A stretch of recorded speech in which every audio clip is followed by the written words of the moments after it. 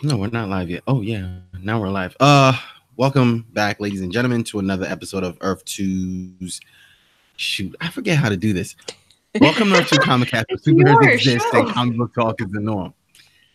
We're talking Cloak and Dagger season 2. We're back for another episode, and this episode is called Shadow Selves. Shadow Selves? Shadow Selves? Shadow Selves.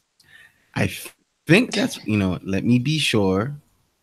Uh I think it's yes, I was right. Shadow cells. Easy. It's always good to go with your first instinct sometimes. I should just went with mine. But let me just go ahead and drop the synopsis. Oh, before I go, I'm joined again by Keem and why am I doing this? But I'm joined again by Keem and Brianna. Um welcome back, ladies. So let me go ahead and drop the synopsis and we will get right into it. Tandy and Tandy and Tyrone are trying to figure out what happened to the group of young girls who have gone missing. Mina discovers a possible side effect to the big Roxon leak. That's the synopsis. I feel like there should be more to the synopsis because there was more to the show. But I guess while we're discussing it, we could just go ahead and break things down as it goes because I don't think Tandy and Ty were actually looking for the missing girls first, were they? No. Was that their plan? I don't think that was their plan, but once they realized what Dark Bridget was doing, they had to step in because she was Yes, because she's Dark Bridget. Yes. King, do you want to go ahead and take this one? Because it's fresh. I just feel like I'm put on the spot here. What are you asking her to do? To go ahead and start with the breakdown, and then we can discuss. Or I could do it, and then we just discuss. Like how we did it last week. I just want everyone to be involved in the process. Okay, let's do it. The episode opens up with what's her name? I just said her name. You did. Mina. Mina, yes. The episode. See why I said. Look, y'all are way younger than me, so your memories need to be. I can do part of it. I can do it. Okay, so we'll go back and forth then, right? Cool. Okay, yeah, it starts with Mina and the mouse experiment. Right? I guess it doesn't matter. And it's number 11, and he's putting her. They're exposed to the chemical, and he's going through the maze, and she's trying to frustrate him so that something could happen. And then a power surge happens, and the lights come back on, and there's 2 mice instead of 1. And it's what? What do you want? Question. So when Bridget got shot, right? She got electrocuted. Did she? Yeah. When she got shot, it hit that thingy, and I thought something would happen. Right. Look it up later. But when she got shot, she hit something, and there was a power surge, and then she fell into the water. Okay. And so the mice had a power surge after being exposed to the chemical. And when the lights came on, there were 2, and then one of the mice killed the other mice. And Mina was like, "Oh fuck!" That got funny. Dark so quickly, and then the little mices, his little paws were all red with dripping with blood, and he's just sitting there that's my shit. It happens, yeah. Right. I thought that was, like Keem said, really dark because it looked cute at first. It was all so funny. Experiment number 11. Mina was talking about opening a bakery. She was like, "Oh, right," and it just goes next level. And I think it does lead into the episode and the way things happen in the episode because we are introduced to the new mice, right? To both mice, and one of them is the aggressor, and the other is just the chill guy, really chill, and it gets us. We didn't get to see him much after the split. He was mouse food. And so from that point, we jump back to the end of episode 1, I believe, where the face off and Nega Bridget. I'm just gonna call her Nega Bridget. Nega Bridget is all. I mean, I guess. Oh, Tandy. You could just call her Bridget, and then we call, ma'am. Wow. See, because you guys are younger than me, you have to remember her last name right now. O'Reilly. O'Reilly. I don't know why I Bridget always want to say and O'Reilly. Yes, so Bridget is Nega Bridget, and then O'Reilly is who we've known the whole time. Who we know, because we've called her throughout season 1. We called her O'Reilly. Mm-hmm. We just started calling her Bridget in season 2. You're right. So Bridget, there's this face off, and Bridget is like, "Hey, look, Tandy, I need you to come with me to solve this case." Blah blah blah. And Tandy's she didn't need shit. She was like, "You want to come with me? Let's do this shit." And Ty's she was like, "What the fuck?" And of course, Ty, the loser, is like, "No, like, you can't do it. He's a loser." Anyways, it gets to the point where Bridget is like, "Yo, like, if you don't come with me, I have to solve the problem right now because I feel like you guys will eventually try to stop me." So she pulls out her piece. She's about to take care of business, and Ty cloaks everybody for the first time ever, and he's like worn out. Tandy is freaking out. I mean, which is normal because I would be freaking out too. But Tandy, being Tandy, is freaking out angrily. Like, she's lashing out. Like, what the hell happened? Like, I mean, she just saw someone get killed. But she saw someone get killed, but by she somebody was asking O'Reilly questions. Like, O'Reilly had all the answers, and O'Reilly is clearly just as shook as she is. And she's like, "Who is she? Where'd she come from?"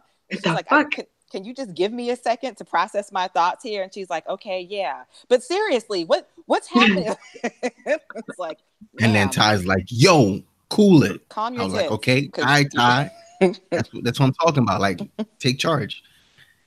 That was his coolest moment the whole show. That was not his coolest moment the whole show. No, it was not. That was far from his coolest moment the whole show.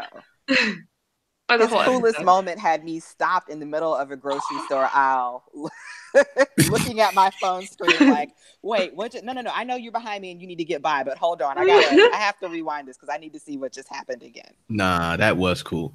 But anyway, so we go through this whole thing where after they have their little discussion in the church where she's like, "Give me space and let me try to figure out what happened."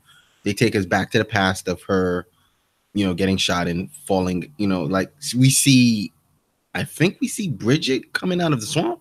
Mm-hmm. That was who was coming out of the swamp water. It was Bridget. And she goes to the hospital where O'Reilly is. Well, first you see her coming out of this swamp. Oh. She goes home. She's like at the sink. She looks down and she notices her green nails and she's like tapping on the counter. Mm-hmm. And then she goes to get a glass of water, and for some reason she's like super impatient with the water. Glass, like the glass was almost full, and she tosses it and drinks straight out of the faucet. And then she like looks at her reflection for a minute, and then next thing you know, she's like fucking up the refrigerator. It was too loud. What the fridge do? It was too loud. She remembered Fridge Bay. Oh, okay. Oh, Fridge Bay. That makes more sense, actually. I thought it was just because it was too loud. She wasn't just messing up the fridge to mess up the fridge. Really? Stainless steel shows all the fingerprints. I thought she was pissed off. Like, look at all these smudges on this refrigerator. I'm never going to get it clean. Out the door, down the stairs. Because every time, I think when they did her previously, if you go back to the start of the episode where they go previously in Cloak and Dagger, you see Fridge Bay again, boyfriend pancakes, and then. Mm-hmm. So I think that's going to be a moment for her where she's not going to be able to let go, especially Bridget. I almost called her Nega Bridget. So she goes to the hospital because I think she turns on the TV, or it's on TV that Officer O'Reilly survived or is fighting for her life. And so we get there and she's looking at herself pretty much, a weaker state. And she was going to do what the little mouse did in the beginning of the episode, take away the weaker one eventually. But she let her live for some reason. Because she wanted to go to Connor's first. She got interrupted by the cops. Remember, she had the pillow. The pillow was over. And then she heard over her face. The cops came in. And then the lady cop was like, because Connors is still out there and he might try to come back. And she was like, reprimanded the other cop because he wasn't I'll let you live on his job. And she goes, I'll let you live. And she lets her live. But so now we get to what she's trying to do, where she's a cop and she's always going to be a cop. So first thing she does is she goes to her hideout or one of her lay low hotels, right? Was that what she did right after the hospital? Was go to one of her lay low hotels, and while she's checking in, or motels, and while she's checking in, the clerk, just innocent flirting, like, hey, that was not innocent. Okay, yeah, I want you to stop that right now. It was good. That was not innocent. That was not innocent. That was a solicitation. It was like, let's fuck and I'll give you a room for free. Yeah, he's like, we can work out a rate if you want to negotiate. Like, she was like, are you hitting on you? I heard that. We can work out a rate if you want to negotiate. I caught that. Bars. Yeah, but that.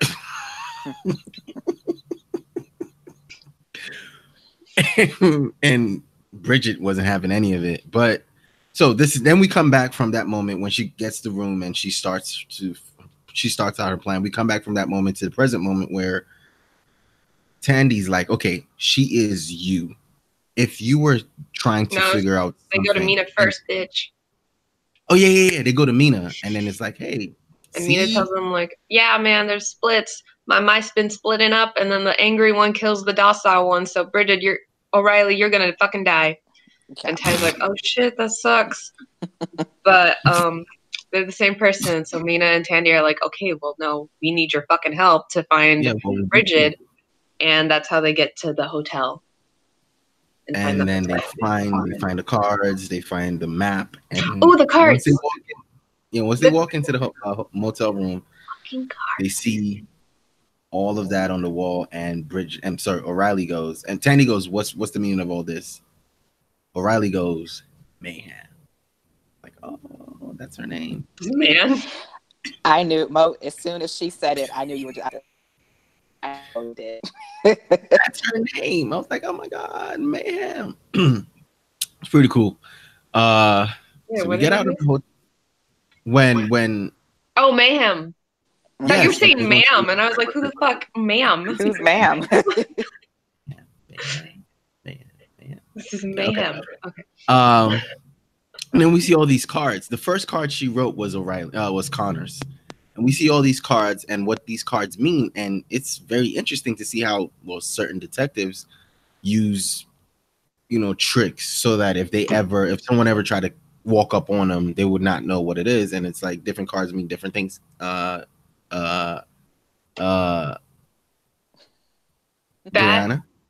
was apparent from what I've read. Apparently, that was a reference to Ben Urich from Daredevil. Mm-hmm. The reporter that she learned the card trick from in New York. Right. I just wanted to point that out. I thought that was cool. So that's pretty cool. I mean, they have used her a lot to connect the Netflix series because she worked with Misty. Yeah. Mm-hmm. Yeah, they did that. So now we're going back from, I think, day 1 or day 25 or something. And she goes to her precinct, and she goes into a cop's car, and she's using his his laptop to find information. And the cop, the patrol cop comes in and he says, hey, Officer O'Reilly, what are you doing? Like, you're not supposed. And she straight up says, your car is not supposed to be locked. So unless you want me to report you to shift officer, your car is not supposed to be unlocked. And unless you want me to report you to shift officer, you're going to be quiet about this, and you're going to get me coffee. I think that was the same cop that was looking after her too, and who fucked up. This guy just needs help. I just can't do right. Right. He walks away. We cut from her because at that point she's finding Connor's old partner. We cut from her to her and the shift officer having a conversation. Like, are you sure you're back? You're missing shots. Blah blah blah blah blah. Do you want to take more time? No, I'm fine. And they leave. Oh, the shift officer leaves, and the patrol officer comes right back and hands her a coffee. And she's like, what is this? Like, I mean, actually, she was asking about Connor's. Oh yeah, she was. She was Oh, asking and about then Connors, and the she chick said, owner "Be was like, "You better quiet." stop looking because soon they're gonna think that you're what happened to Connors." And she was like, "Okay, what the fuck ever," because she's the weak one now. And they even said like, "Oh, we know you have a dark streak," and well, we know And then that's you been cut from gone. that It's gone. show her, and it was like, And then the Wyatt officer gives her the coffee, and she's like, "Okay," and she just takes it. But also, in one of the past ones, Bridget, Mayhem, whatever, the mean one, goes to see the pastor, the father, who's not the father anymore, looking for Tyrone. And they both are like, well, can't help you. Don't know where he is. Yeah, I'm not a detective anymore. Or I'm not a I'm not a father anymore. I take my collar off and all that. Why would you take your collar off? They had that conversation, and move from that. We get back to the present where Tandy, Ty, and O'Reilly are, looking into other things that Bridget is doing, and I think they went to another station or another hub, and they find like she had already been there and messed a bunch of people up. Well, isn't that when they were looking at the cards and stuff, and they were like, okay, she's done this, she's probably going to go to this pier, and then they're like, and then they look on that TV, pier over there, and that pier is on fire. So then they're like, okay, well, where's she going to go next? We need to jump ahead. And so then she's like, we need to. It looks like now she's concentrating on the places that would actually be brothels or whorehouses. So we need to go to Bourbon Street, and then that's where they flash to Bourbon Street, and the father, well, formerly known as father, he's like one of those crazy drunkards now that's like standing up on a crate, kind of preaching to everybody walking by, but as he's preaching, he's like, God isn't listening. Yeah, guzzling. All your pain does not matter. Booze. Yeah, and he's like, stop using your sins to hide your pain. Drink. Like God only helps those who helps themselves. Yeah, he's on something. Some other stuff. He's on some other stuff. And I guess go ahead. Sometime in the last 8 months, Bridget came to him while he was outside that liquor store wanting to go get one, but didn't. But then they talked, and Bridget gave him some alcohol and was like, fuck it. Hey, Fred father. are here. Austin Adam. So So they are now Tandy, Ty, Patrick and would hate Riley this episode so much. Way too many we should just go in order. We should just go in order. But okay. So now they're ahead. Their investigation or O'Reilly's investigation has led them to go ahead of Bridget, and they have found the stash house for where these guys are hiding these girls. This was a really cool part for me, I think, because Tandy being angry Tandy. Did I jump? Jumped. If I did think you did. Not my jumped fault. a lot. You cloaked. You cloaked to the ending. Okay. Can we just do a real quick recap or something? Okay. Mean O'Reilly, mean Bridget or whatever. Okay. She's looking for Connors. Can't find Connors, but she finds his partner. And Tyrone's at a trial with Tyrone's mom voting for something, and she votes no for investigating this bitch's excessive force against a young woman. And everyone's pissed, but he gets off, and mean Bridget is like, hey, what the fuck happened when there? What's wrong with your car? Blah blah blah blah blah. You were partners with Connors. Where the fuck is he? I was like, I don't fucking know. I just helped him get off on killing that one kid. So whatever. I was like, okay. He's like, yeah, I shouldn't have vouched for him. It's like, oh, you fucking vouched for him. You did. You helped that bitch get out. I'm gonna fucking kill you. Whew. Dead. Fucking dead. And that's when she goes see the pastor. And that's when the pastor's like, all drunk and shit. She gives him the alcohol, and he's like, maybe you should hurt the people who deserve it first. And that's when she finds the flyer. And that's when she gets on the girls' track. Right. And that's when the father starts getting drunk and preaching and shit on Bourbon Street. And so she's on the girls' track. And then father's getting drunk. And then at one point, she sees O'Reilly being a drunk-ass bitch doing jack shit. And while she's on the girls' track, she murders everyone in that fucking gangland room, the meeting room. knew it was her. She fucked shit up. And that's right before that. She's like, bye-bye, O'Reilly. I'm getting shit done. And then that's when Tandy and her meet up at that ambulance place. And then that's her. That's her whole past. Now we're on Bourbon Street at the strip club. And they go in. Mm-hmm. Ty and Tandy are pretty much completely ineffective as Mina O'Reilly is kicking ass and murdering people. And they're like, you don't have to do this. We can find another way. What do you... Yeah, and she's like... Didn't Tandy toss one of her daggers at her? Yeah, and she caught that shit. Sorry.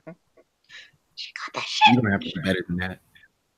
Right. She caught that shit. She didn't even fucking flinch. They're just like, really? Really? And then just disappeared. And they were like, you don't have to do this. Like, come on, Tandy, come with me. I know you want to. Because Tandy definitely wants to. Right. And Ty definitely doesn't. And Ty is super scared of being her just because of, like, he's been doing what she's been doing minus the murder. Of just going after him. Going after the gangs and shit. Without any justice. And he's like, am I like her? I'm like, no, bitch, you're not. You ain't trying to murder everyone. Exactly. Tandy's closer. She almost murdered that one guy. Mm-hmm. But yeah, and so like weak, I don't want to say weak, that's mean, but docile O'Reilly is outside when Bridget comes and she has the gun up and everything, and she could have just shot her. She could have fucking just ended it right there. She wasn't moving or nothing. She was like, fucking shoot. She doesn't have it in her anymore. She doesn't. I wonder like, there's no way. You think they're connected at all? Like if she gets killed or something? Probably not if the mice are fine. Or would she have like, I don't know, would she become whole again? Like if she kills that side of her? That's what I'm thinking. Maybe they're going to combine eventually. Who knows? Because there's no way. We got to go back to the rats. We do know if we go back to the mice, one can exist without the other. Yes. But we don't know how that, past like the fact that they killed the other. We don't know what goes on with the mice after that, right? At that point. Yeah. I don't think so. I don't think they went into it. It's possible that if O'Reilly were to kill Bridget, well, number one, O'Reilly is incapable of killing Bridget because at this point, all of the chutzpah that she had in her all of that is in Bridget now, I think. Mm-hmm. So you have no. Yeah. So if she killed Bridget, then all of her balls basically. Sorry. So it would pretty much just all come back. This is speculation. We don't know. I don't think it would die. I think it would be gone, and she just wouldn't have that many more because it was ripped out. So if you kill it, because I don't think Mina ever mentioned that like the nicer mice. I mean, the mean mice ever got like better or anything. Yeah, and she was on 22 from 11, so that's 11 mice. But if the mean ones were killing the nice ones, they're already mean. I don't think they're gonna be nice. They're not gonna get nice again. Mean thing. But I'm thinking if the nice one kills the mean one. Don't you get like a little mean streak back because you killed? How would they absorb it though? Is it I don't know why it would work for the nice one and not the mean one though. Because you're mean. You're killing. That is mean. You're nice. You're killing. That is mean. I don't know. When we were doing Runaways, we were like, killing isn't that bad. So. Yeah. Some people deserve it. So self-defense. I don't know. Obviously, you don't care about that much. Can't be that. I just think whatever state they're in, that's what they are. That means that your thing only works if the nice mouse kills the mean mouse. But what if someone else kills the mean mouse? Then someone else kills the mean mouse. But then where does that energy go? It doesn't. I don't. You see, that's why it doesn't make sense. Like just killing it. The energy has to transfer somehow. I don't know if the nice energy will transfer because it doesn't make sense for something evil to kill something. It's like if not Thanos. I don't want to use Thanos. I want to use like a villain. If like a villain kills, he's a villain. It doesn't change him. But if a nice person kills, like if Captain America ever killed, it would affect him in a way, right? It'd be like, oh crap. But you think Captain America didn't kill with that heavy ass shield when he keeps hitting people? He threw someone down the stairs and was like, I didn't kill. He never killed. But if you think if he killed, it wouldn't make him mean. Like he wouldn't. For instance, I have a vanilla Coke addiction, right? So I stay away from vanilla Coke because if I have one can, I'm sorry. I'm so sorry. You said vanilla Coke. Yeah, no, not cocaine. Not cocaine, guys. I am completely... Look, in 5th grade, I did the whole DARE class. I passed. I listened to everything the DARE instructor said, and I have never touched drugs. But soda, I guess that's what I have a problem. Do not do drugs. Stay in school. Tip your waitresses. You can do both. Sodas. If I have like a soda, I'm on a binge for like probably the next week until I'm like, okay, I need to stop drinking soda for a minute. So I don't think that killing is like that. Like, I don't think Captain America would kill somebody and then be like, you know what? I'm going to kill everybody and then just go on like an evil streak. I think it would cause hurt and pain and guilt, and he would be really fucked up inside and probably go into more of a shell. So I think that would be the same thing with O'Reilly. Is if she killed Bridget, she would be fucked up because not only did she kill somebody, but she killed a piece of herself. But also, I think what we're missing is like we're talking about it as if it's like just energy, but from what Mina's saying, it's like a scientific brain shit where like just the anger and rage parts just aren't working. If she's killing, it's not going to be from rage and anger and just meanness, which is what Mean Bridget is just all meanness and anger and revenge. So even if like it happens, I don't think it's going to change unless something actually happens to make it change. All right. I can agree with that. But you know what was also weird about Mean Bridget? Like, even though she's Mean Bridget and she's about murder and revenge and all of that stuff, there's like a small spark of something decent in her. Like when she sees the father like laid out in the streets. Yeah, like she like puts the bottle in his hand, right? And then she helps to set him up a little bit. I mean, she could have just kicked that shit away from him and kept on walking. She could have stepped over him, but she did kind of help him out. Like, she was like, they have like their own little friendship. Yeah. I think if anything, she's just kind of like now sociopathic. Like she doesn't have guilt. She doesn't have empathy as much. But like, I don't think like she's evil in the sense of like, oh, pure evil. I think she's just different. Nothing holds her back anymore. Like what would hold a normal person back from killing? She doesn't just have that anymore. And so which is what she said. She has no weight for these sins or guilt. And she's like, if I have a soul, it's not in me. But like she still has feelings. The stash house yet? The stash house scene. Oh. Okay, wait. So go ahead. Bitch O'Reilly can't shoot. Mean O'Reilly. Mean Bridget is like, you're a fucking loser, and she dips out. And like, that's what basically what happens. She called you a loser. And I think after that is when they go and try to find where the girls were supposed to go. And they get there too late. Mean O'Reilly's already gone. And she killed all the people, but she did free the girls, even though she just fucking left them there and didn't even like say, okay, go home or nothing. Like they just she just left a whole group of terrified girls. And so Tandy, Ty, O'Reilly get there and they're like, well, shit. And O'Reilly does something for once and she starts getting the girls to a safe place and stuff. And that's when Tandy gets like a fucking breakdown and she's like, what the fuck? None of this fucking matters. This whole world sucks. Oh my gosh, I'm gonna die. I'm gonna get kidnapped, blah, blah, blah. I mean, she didn't say all that, but like she basically has a freak. You're paraphrasing. I'm paraphrasing. She's like, being a woman doesn't matter. Everything just sucks ass and this world sucks ass and we are not effective at all. And she's like, maybe Mayhem Bridget is fucking effective and she's right.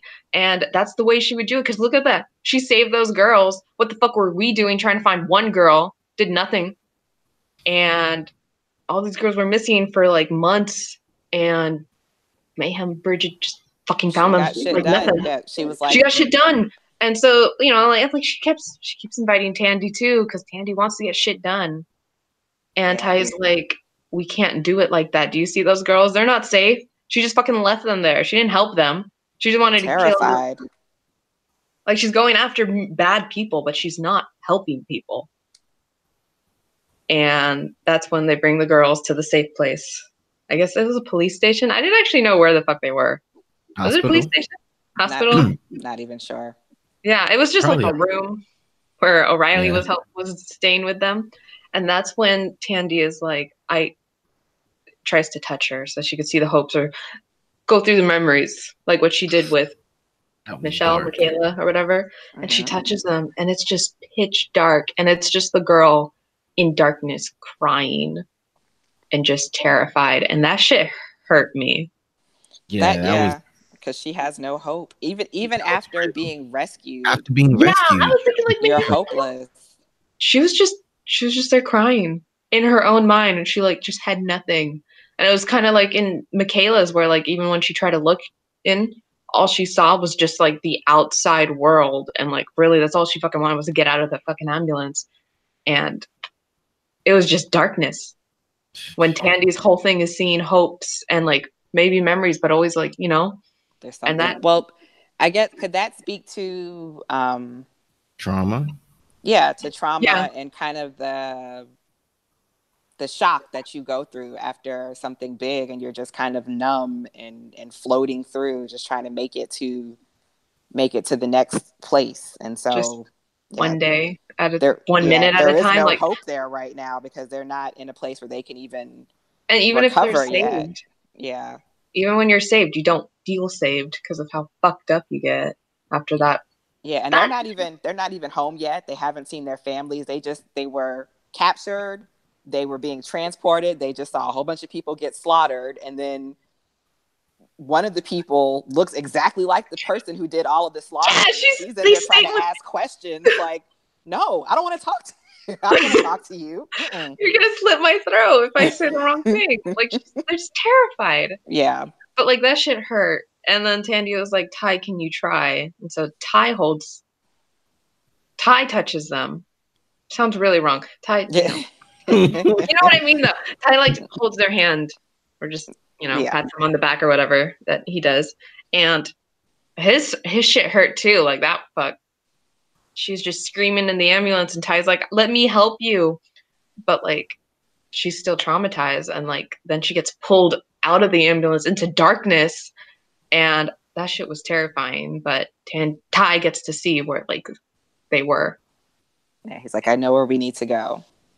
But that whole that whole moment was just really strong, and I think it was done well. But it goes deeper than just a comic book show. It's like, can you imagine what goes through the mind of anyone who's ever been in that situation? Kidnapped, pure nothingness, like. Because I can imagine at the first height of it, all you want is to get out. Like, what's her name? She just wanted to get out the outside world. Michaela. She just wanted to get out, and that's all she saw was outside. So you can imagine if there's been an extended stay, you give up. You start to give up all your hope because it's like, am I ever going to get home? Yeah, like she wasn't in anywhere yet. She had like a very tiny bit of hope of just the outside world. And how close it was, but like the other girls had nothing. The other girls and they have been missing for months. Yeah, so they probably gave up all their hope, and it's this is why I like about the show and the powers, because again, for Tandy being able to see hopes, like it's something, when she touches anyone else and it's like, oh, this is what this person wants to do, or this is this person's hope, and it's very bright, and it's funny because they've always shown their powers very differently. With Tandy, it's like light and bright. With Ty's, it's all darkness. It's the deepest, darkest desires or your deepest, darkest fears. And for the first time for Tandy, she couldn't even get that light, so it was really dark. And I like how well done that moment was. But yeah, it was. And they even managed to slide in another woke moment there when Tandy is like, it doesn't matter if you're a woman. Yeah. I mean, because you always see those things where it's like, my routine as a woman walking to my car, I put my car keys in between my fingers, I'm looking all around and all that stuff, and I look for rocks on the floor. Yeah, that's kind of like, if I see someone coming, I'm driving that shit and running.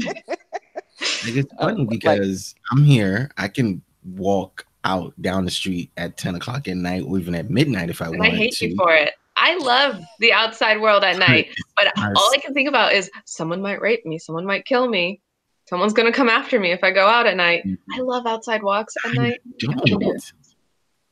Like I didn't get home last night till about midnight, and I was walking like nobody was bothering me, and it's that just this what she said in that moment is very picturesque. Like, being a woman does not matter because your safety is always going to be compromised at some point. It's up in the air. Like, can you walk safely? Like even during the day, like because again, Michaela was captured in bright daylight in the daytime, transported in the daytime. So it's in an ambulance too. Right. You're supposed to be like, oh yeah, they're gonna help me. No, bitch. No, they are not there to save you. But we get to the stash house. Ty's found the stash house, and we get to the house, and Tandy just wants to go in and no, she wants to wreak havoc. She just wants she did. Yeah, no, she did. Yeah. No, Ty goes in and checks around, and he sees the girls, and he sees how many people there are. And Tandy is like, maybe we should just wait for mayhem so that she can just take them all out, and then we go in and help the girls. Yeah. And Ty is like, we can't fucking do that. Like, her shoot first and ask questions later is what got my brother killed. Right. And that's why he's been like, I don't like her. And like, it's just the same style of Connor's where it's like, you don't actually get justice from that. But Tandy just wants to get shit done, which is what Mayhem is technically doing, but it doesn't help people. Mm-hmm. And so that's when Tandy does her cool trick. She's like, yeah, when she's like, you've been working on some new skills, and so have I. And so she does her little Rasengan, power bomb, sure, whatever you want to call it. It's something, and it's like a flashbang, pretty much, but like a bigger scale where everyone is kind of blind and they come out, and Ty cloaks in, and he does his thing. Ty was legit during that moment. He was fucking tired, and it's taken everything out of him. And he was like, nah, fuck that. I will manage. Let me get these girls out. He's pushing through.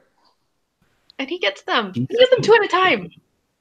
Right. He did his thing, though. I can't even hate. He did his thing. Yeah, do not hate on Ty. He saved all of them. Got them to safety. Yes. And didn't Bridget, was it Bridget? Somebody was getting whooped. Somebody was getting beat up. Like, we get back in there, and one of the guys is like, they ain't here no more. The girls are not here anymore. Da da da da da. And I don't remember anyone getting beat up unless it was just them fighting each other because they were like, where the fuck are the girls? Yeah. And then there's like this kid in there who doesn't even look like a gang member. He just just this random kid. Ty, he and Ty lock eyes for a second, and Ty's like, I'm just gonna keep doing what I'm doing. Yeah. And I think so Bridget rolls in an ambulance and just like was it was like a semi, wasn't it? Oh, something. She just mowed down. Tandy gets spotted and has like a gun to her back, and then Bridget comes in that semi, that big ass fucking truck, whatever the fuck it was. Yeah. And plows hits that guy. Tandy jumps out of the way, and she's like, "What the fuck?" And she's like, "No, we got the girls out. You don't need to do this." And Mayhem's like, fuck that shit. I'm going in. This just makes my shit easier. You just made it so much easier for me. And then she just gets mows the whole room. Airing out everything. And I think she's about to hit the kid. And Ty jumps in and cloaks her. He opens up the thing, the smoke and all that shit. And he absorbs the bullets so that kid doesn't get hit, because that kid was literally just standing here like this. Like, I don't even know what the fuck that kid was doing there. Probably like his maybe like a brother or something. I think wrong time. I think Ty just saw himself in that kid, or he saw his brother in that kid. Just like he doesn't look involved in any way. No way that kid was already a gangster. He kind of looked like a little punk. So yeah, he looked like either his brother or someone he was trying to impress is doing this, and he's like, "Yeah, I'm just gonna roll around." And he just happened to be the day he decided to roll around was the day shit was going down, and Ty saved him. But now Bridget is inside of Ty, or inside of his cloak world. Phrasing. I loved that. She Yes. was just like trying to shoot that kill, and she just gets sucked in. It's like, no. Right. So the first thing I thought when she was sucked in was, oh, she's probably gonna find what she's been looking for, right? Connors. Yeah, because that would make sense. But this show doesn't like to play with me. It told me, you're wrong. We're gonna do things our way. And the first thing she sees when she gets in there is Fridge Bay. Fridge Bay. Ready for awkward reunion pancakes? Yeah. I'm like, yeah, that was. Why? In the fridge with him. It makes sense. But it makes sense now. So if we go back to the beginning where she sees the fridge and she pummels the fridge and throws it out of the apartment, I was like, first of all, you're mad strong. Right. I'm in the fridge by myself. No, she's not getting that deposit back. That's done. Right. just forget your deposit. You got to pay for the fridge. You're going to pay it. Can you imagine O'Reilly coming home and being like, where's my fridge? Right. What is happening? If we go back to that moment, I believe, but whenever Ty touches you, he sees your deepest, darkest fears, right? Mm-hmm. So I feel she's inside of her own head in that moment where she sees Fridge Bay. I think it's an unresolved. It's something that's unresolved, and that's why she sees Fridge Bay. Well, I mean, that's her. Because it would make more sense for her to see Connors. Why? She's not scared of him. She ain't scared of Connors. She's scared to see. But so is she scared? Why is she scared of Fridge Bay? Not scared in like the oh no he's gonna hurt me, but just I mean getting you involved, the got you killed, and having to face you again, just is too much. That's guilt. Yeah, it's like the one thing she still gets traumatized. Because she doesn't have guilt. Because she said nothing touches her in terms of emotions of guilt. The one thing that she feels guilty for, that she's always felt guilty for, was Fridge Bay. Thank you very much. That's why you guys do the show. All I do is just talk. But in the fridge with him, I'm pretty sure I saw the Juve. What's it called? Veve. The Veve. You mean the sigil or whatever that? Yeah, the is? signed thing. It was on like one of a Coke. It was on like a Coke bottle in there, along with like a dish of pennies. Gonna have to go back and rewatch that. Yeah, gonna have to go back at the real end. It looked like something like that. I can't find a picture of it, but like I'm pretty sure there was something written like that because it wasn't just like Coke. It wasn't like vanilla Coke in there. So, and we've come full circle. Yeah, I'm gonna have to go back and rewatch that, but that would be interesting. That's how Keem starts drinking vanilla Coke again. This close. Okay, so how did you guys feel about the episode again? The big moment aside from when Tandy freaks out, how did you guys feel about the episode in general? I liked it. I appreciated that it answered some of the questions that we had last week. I feel like it answered almost all of them. Yeah, and like I know me and Bree were kind of like, I'm pretty sure it was Bridget that went in there and killed all of those guys at the peace talk. So like, within the first couple of minutes, they were like, "Did you kill all of those guys in there?" And she's like, "Well, duh." I'm like, okay, well, that wraps that one up. Yeah, so it answers the question on where she came from. Like, it wasn't just because of the bang that happened. There was like a whole series of things that happened in between there. It shows you her true strength. Like, I know last week we were like, she has to be reasonably strong because she just slashed her throat and a painting with her fingernail and didn't even look like she was really trying to apply pressure. This week we see her body a whole refrigerator. So, yeah, so I like it. I'm excited for this week to see more things speed along, to see how she gets out of, okay, well, yeah, that sounds weird again, phrasing, to see how she gets out of Ty. Yeah. I thought Is it not called the Dark Force yet? We could just call it Cloak World. Like, honestly. Cloak World. Out of the cloak. Yeah. The cloak room. The Cloak Room. There you go. There you go. Bree? I loved it. Like everything else about the show. I feel like it answered pretty much all my questions from last show because I wanted to know, like, if O'Reilly wasn't the one, if the one who climbed out of the swamp at the end of last season, or like did the Veve call her out and split her up or something, and like apparently she's been out like this entire time. It answered my question to just like what the fuck she's been doing this entire time, even if it was all like mixed up in the episode. But like it just like why she was after the girls, everything. And so I still have faith in the show to answer my questions in a timely manner and not wait until like forever to do it. Season finale. And then Mina came back, and I liked Mina. Yes. And so I think she might be the key to seeing how they could combine again. I mean, she has all these mice to work with. Not all of them are dead yet. Right. And then I'm just excited for their powers. And it also answered what happened to the priest. Yeah. Because we were asking, like, where did he go? They just never came back to him. And now, he's a drunkard. I think the last thing that happened with him in the last season was Ty making him see his dead kid again, though. Mm-hmm. So, not too surprising. It just is kind of sad. He was like, God lost my number. Yeah. That was a bunch sad. of sad stuff in this episode, but again, it ended on a strong note. Like what I do like is the show does from episodes 1, 2, and now 3. Every episode is ended on a strong note where it's like you want to see what happens next, and I think that's what this show does really well. Is every end gets you excited for the next episode. What I also liked, again, what I really appreciated was the fact that it wasn't Dr. Jekyll and she's technically Dr. Jekyll and Mr. Hyde, but it's more to it. It's not just. But they're split. It's not just her going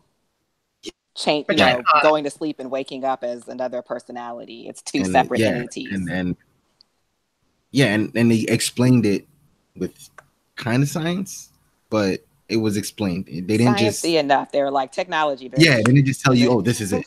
Because again, Brianna, thanks for reminding me when Mina did the brain scan. It's like, okay, well, this guy's brain is, the rage center of this brain is non-existent.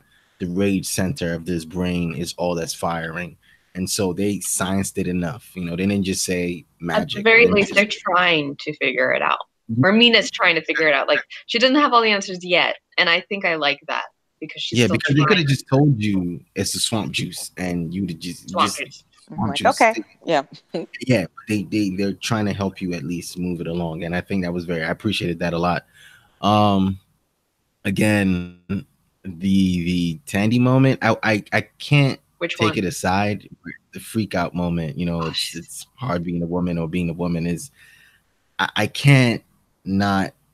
I appreciate that scene. I appreciate what she said. I appreciate that moment a lot because it's, again, as a guy, sometimes we have to be open to seeing things like that women do go through. And again, that her touching the girls and walking into straight pitch black was very strong. And I think this it's a comic book show, and it does a lot to bridge reality to I think the thing about Cloak and Dagger, again, because they're both, it's a comic book, but it's still very real because it's still very grounded. Even their powers seem very grounded. It's not super. It's a very seem overpowered too much. Yes, so I really appreciate how they're also not saying, you know what, let's just make a straight comic book. They're doing real. They're talking real stuff in there, and I can appreciate the show for that. Again, really strong episode, really strong ending. The next episode showed Tandy saying, "Hey Ty, let me go in there and see if I can find her." Blah blah blah blah. And then they're like next on Cloak and Dagger. But I'm really excited to see what happens when she goes in there. Will she eventually find Connors? Who knows? I hope he's suffering. But also, it probably doesn't help Tandy and the breakdown for her these last 8 months. She's been in group therapy with women who have been abused, and then she goes and sees like all the missing posters, and she's like, "Why isn't anyone looking?" And it's like, because they're not important enough. And so and like to see like the missing girls, and they've just been in town. They've been right there. They've been right there. And she found out about them like not even a day ago, and Mayhem already got them out. Not like great, yeah, but she got them. Right. It does exacerbate her anger issues where she's always angry for, but it's not like she's just angry to be angry. She's angry for a reason. Yeah. But it's something where, and her dad was one of them. Yes, she just feels like she can't do anything when she can do something, and I think that's also what makes her even more angry. It's like, I should be doing something. Like, I can do something. How she started, like she's in the show. She started with running away from everything, and now that she's like ready to stay and fight, it's like, what the fuck can she really do though? Yeah. I do hope we get some type of solution between the two of them, or we get them actually doing stuff and not just stumbling into stuff, because it seems like they keep either stumbling around or stumbling into solutions. I want them to actually have a plan, and that's what I want from the rest of the show. But I mean, so far that's season 3. They're learning. They're trying to learn. They're trying to learn how they want to be. I read something that I really liked, how like the season seems to be like, it's only 3 episodes, but the season seems to be about them learning how they're going to want to do their superheroing, because right now they're kind of at odds, whereas Tandy's really like, look at Mayhem getting shit done, and Ty is like, okay, but we need justice, and like we need to do it in a better way and not just shoot first, shoot first, ask questions later. And so like they're trying to figure out how they're going to go about stuff. And they kind of went into the missing girls, even though it's kind of ironic that the one that they found was like, the one that they focused on was the white girl. And they literally said, oh, the brown girls don't matter right now. I thought that was kind of funny. But like, yeah, like they weren't working together, but they wanted to help. And so maybe next season, if they find something.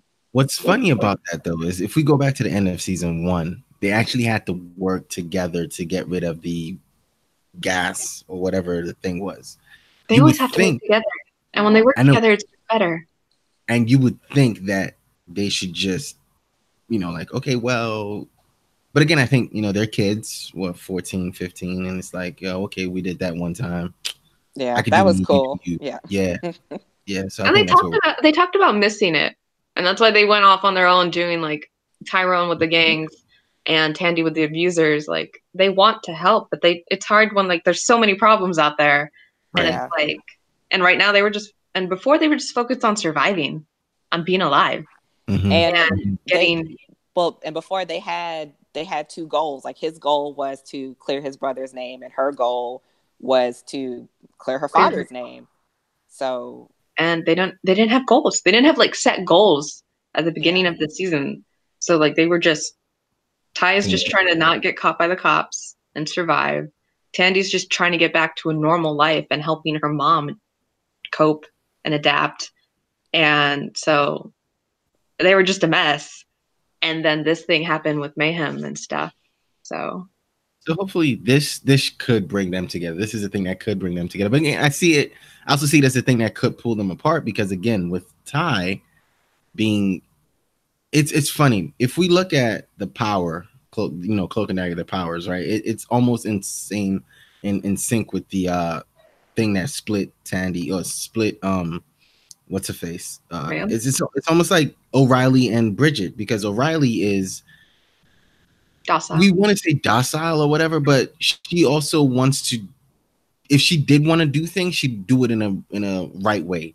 But Bridget is just the anger and all of that. Well, Ty is, so we can look at Tandy as just being angry and wanting to do things and almost shoot first, ask questions later, kind of, sort of, where Ty is like, we can't, we have to that's not what we should do. Trust so I the can see them. process. Yeah. So it's like at some point I feel like mayhem could come between the two of them even more before they get together again.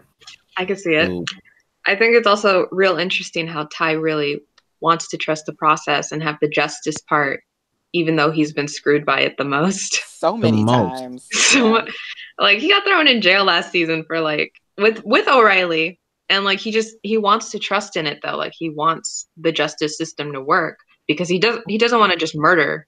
He didn't want to just murder Connors.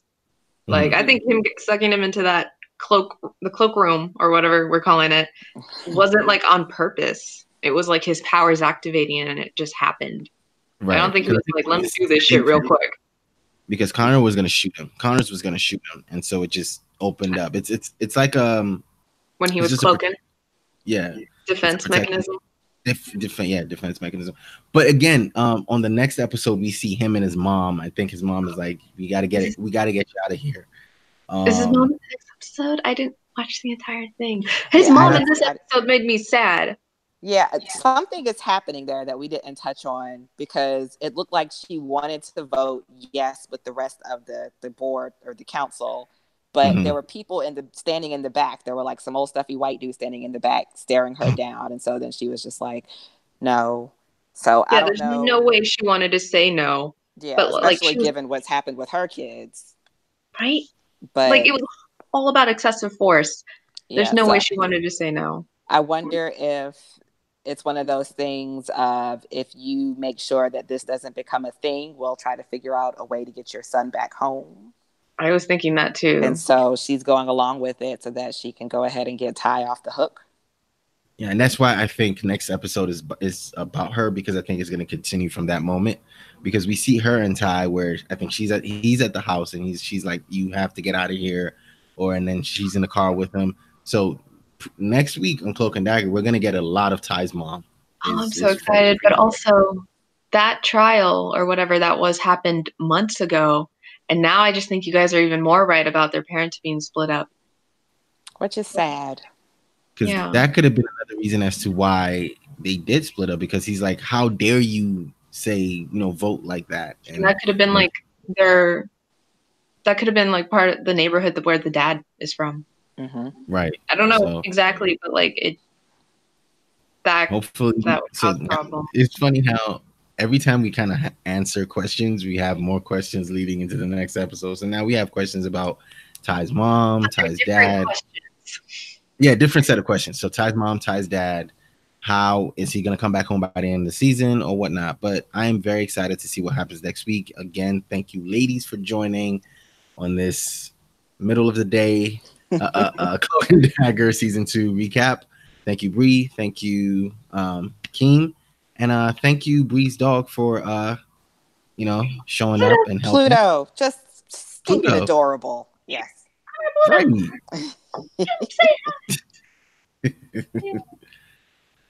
So, bye Bree, bye Pluto, bye Keem. See you next week. Bye.